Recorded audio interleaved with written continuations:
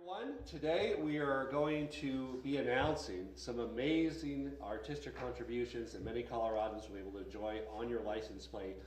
Unlike many of the other specialty license plates, these license plates will be no additional charge. So that every Coloradan, for the same cost as any license plate, can be part of celebrating our sesquicentennial, our 150th anniversary as a state in 2026. These license plates will be available to every Coloradan for a limited time only, starting this August through until mid-27. And then, of course, people will be able to keep them, but there will be no new ones available. So they are a special event, special license plate for our sesquicentennial. I don't, of course, remember 1976. I was only 1 year old, but I do remember, of course, in the 80s and 90s, seeing many of the quarters that were made. You might remember the Drummer Boy quarters that every now and then you might still find in circulation, but certainly in the 80s and 90s were widely in circulation. So too, these license plates will be enjoyed for many years, but only available and made and manufactured by the state for a very limited time. We, of course, wanted to tap into the talent, the artistic skills, the patriotism of Coloradans from across the state to participate in this design contest. Over 30,000 people voted. I was one of them, and I hope that many of you were as well, to determine which license plates would celebrate our 150th anniversary. I would also point out that our 150th birthday coincides with our nation's semi-quincentennial. Our 250th birthday as a nation is the same year. So it's a great time to reflect on not only who we are as Coloradans, but also who we are as Americans. In my State of the State address in January, I asked the question, who do we want to be when Colorado turns 150 years old? And I shared my vision for what I believe we can do if we work together. The designs being revealed today share that vision for our state. They're a visual representation of who we are and who we can be and who we want to be. I'm so proud to be joined by the Department of Revenue Director, Mark Ferrandino, many members of the Department of Revenue team who helped run this contest, and of course, our two contest winners. Evan Greisheimer, who's with us today. Evan, congratulations. We also had a special youth category, and Kalista Blaschke is the winner of the youth category, age 11. And that was available for people under 13. Both of these license plates that you're about to see will be in production and available. And again, a key point is no extra charge, unlike many of the novelty or cause-related plates that people can get. We want to make sure that everybody can participate in celebrating 150 years of Colorado. Evan designed the winning plate for the 13 and older group. Kalista designed the winning plate for the 13 and under group. They're both available August 1st through this year through August 1st of 2027. Both of our winning artists have incredible talent. I know they put a lot of thoughtful, hard work into coming up with these license plates, and I think they will be very proud for many years as they're driving around our beautiful state and they see their own work reflected on the rear end of other cars as they navigate through our roads. So don't miss out. Make sure you can get one when they become available. We're very excited to be celebrating. This is only the beginning. This is really the first of many things that will occur for Colorado's 150th. As you know, we set up a sesquicentennial commission. There's some additional work that we're working on with the legislature around preparing for Colorado's 150th. But this is the first sort of substantive announcement, a piece that's available well ahead of the actual sesquicentennial, because we want these license plates to actually be out there on cars for when 2026 hits. So with that, I want to turn it over briefly, before we turn it over to our winners, to our Department of Revenue Director, who's also no stranger to this building. Some of you remember his time here, Mark Ferrandino. Thank you, Governor Polis. And first, let me add my congratulations to Evan and Kalista for your amazing work. I also want to thank the Division of Motor Vehicles. We have with us Electra Bustle, who's the Director of the Division of Motor Vehicles, and the team for doing amazing work. Just a little while ago, we did a similar process with our driver's license, and we've had huge success. People who love what our driver's license all around, anywhere I go and I show it, they're like, oh my gosh, that is amazing. And you know, this is the same example. We have such talent in Colorado and such beauty in Colorado to allow people to take their talent and make that into something everyone sees every day, whether it's your driver's license or your license plates while you're driving. And I will say, as some people know, I have not, I'm familiar with specialty license plates and tend not to like them when I was in the legislature.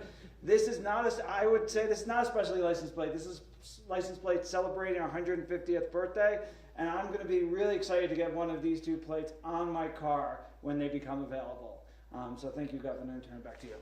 Thank you. So we are going to be revealing both of these, and I would add that these are, of course, the mock-ups, and I will be presenting the winners with versions of the license plate. The official versions, of course, will be produced in August. And so we will reveal them here. Help me, Connor. First, we'll do this one. This is our youth winner. And our first shooting up winner.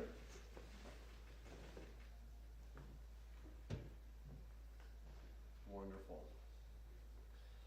So Callista and Evan, I want to congratulate you on your talent, on seizing the initiative and entering the competition, and of course with 30,000 voters across our state, we know that many more people will want to enjoy these plates on their cars, and I'll turn it over to Callista.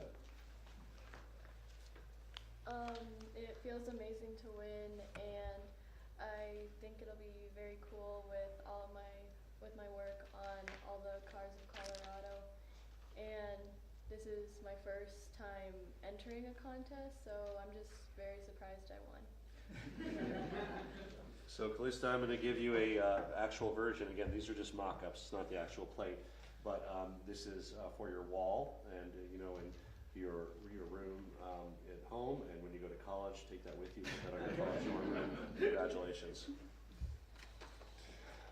The adult category winner, we have Evan Greichheimer, who did an amazing job. I said he spent at least a full day working on it, and that'll pay off now for many years to come. Thank you, Evan, for helping to celebrate Colorado's 150th birthday. And thank you. It's just amazing to have some work that'll be out there kind of throughout the state. Graduated back in 21 from Colorado State University.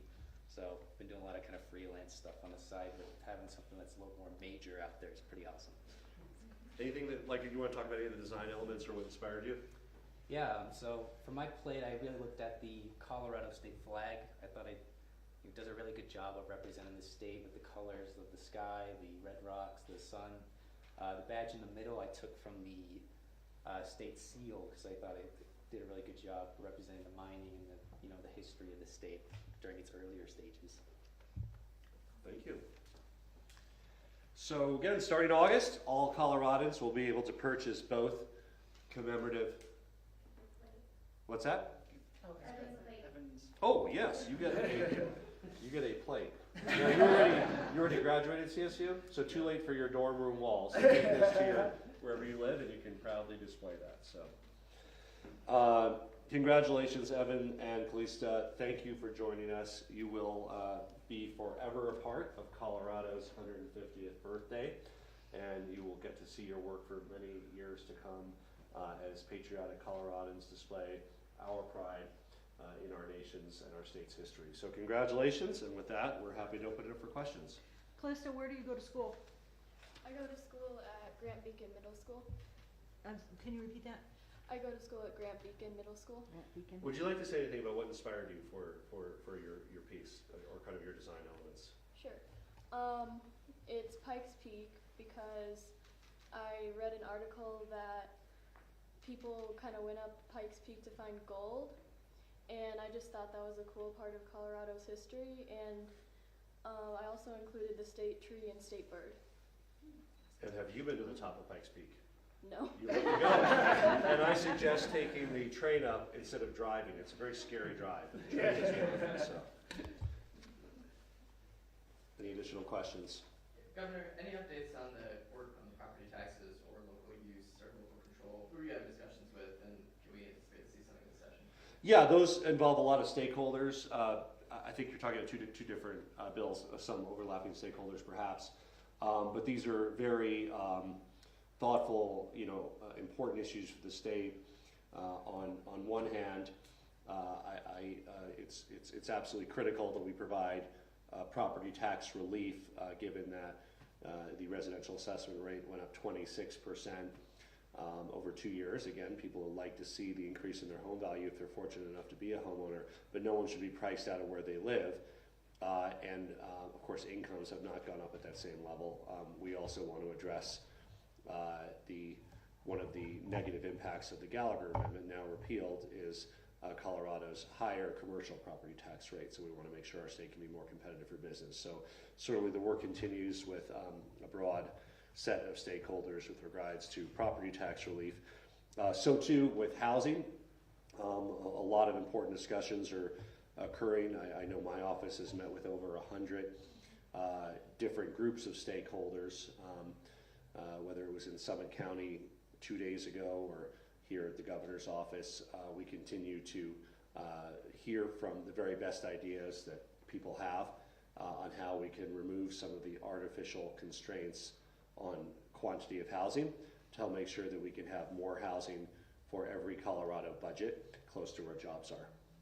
Governor, where the rent control bill cleared the House this week, is that in a form that is getting close to what would be acceptable to you, or are you still skeptical?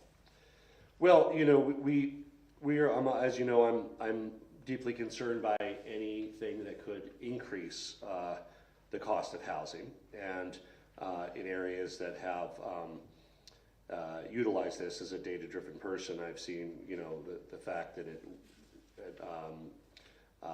it's associated with some of the highest rent areas of the country. I believe the rent is too darn high already, and we are focused on efforts at the state and local level to create more housing stock. And obviously I'd be very wary of anything that would reduce the new supply of housing for rent or for purchase. Nick? Governor, there was the Power Act was reintroduced, Fair Work Week's up for committee tomorrow, pay equity, the Public Employee Protections Act was in committee yesterday. I was just curious where you stand on some of those bills and what you make of kind of the tenor around business and labor relations. Well, I think you mentioned 2 or 3 bills there. I don't know, I don't think we've reviewed those yet, and obviously we always want to see what occurs in the legislative process. Did you mention 2 or 3 bills there? What do you make of the just kind of general tenor around business and labor this legislative session?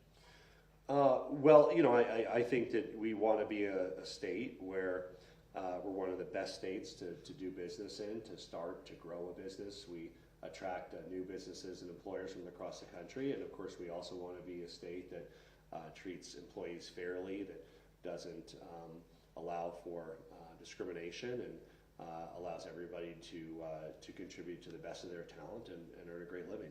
Elliot? Going back to the rent control bill, is there anything that could be changed in there that would make you less skeptical? Well, again, I always will review kind of data. This is these kinds of policies in different iterations. There's a good sample set of where they've been applied and what has occurred. My focus is greater quantity of housing because it's very simple law of economics 101. Price is a function of supply and demand. That's one of the bedrock principles of economics. We have great demand for housing in Colorado. That's because it's a great place to live, great quality of life, good schools, 2 job openings for every unemployed person.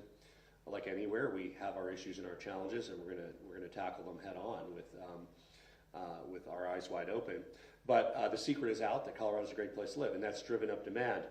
There are many artificial constraints on supply, and so that is what has forced prices up. And we need to make sure we can remove some of those barriers on supply of housing to create more housing for all family budget levels for rental and for purchase. Obviously, the aspirational goal is for purchase, home ownership, wealth building for families, middle-class families. But you know, there are some that need to rent until they can afford a down payment. But it also makes a big difference to have housing inventory that's available in the 200s and the 300s rather than just the 6 and the 700s. Because when you get to 6 and 700s, it becomes unaccessible to own for many middle-class families, for bedrock members of our communities, for teachers, for firefighters, for law enforcement, for people who work in our retail environment. We want to make sure that more Coloradans have the opportunity for their to grow wealth through home ownership here in Colorado. Brenda? Yeah, Governor, the supervised injection facility, that bill gets its first hearing today.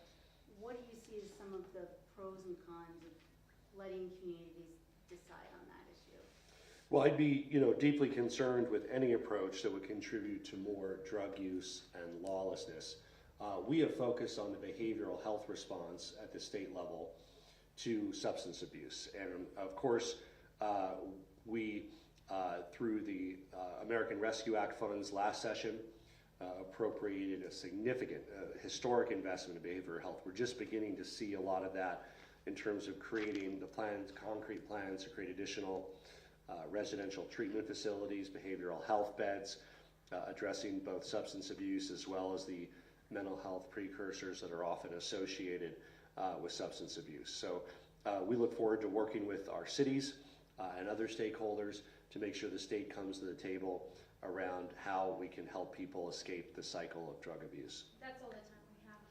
Thank you, everybody. Good to see you. I hope you all are sporting these license plates later this year. Thank you.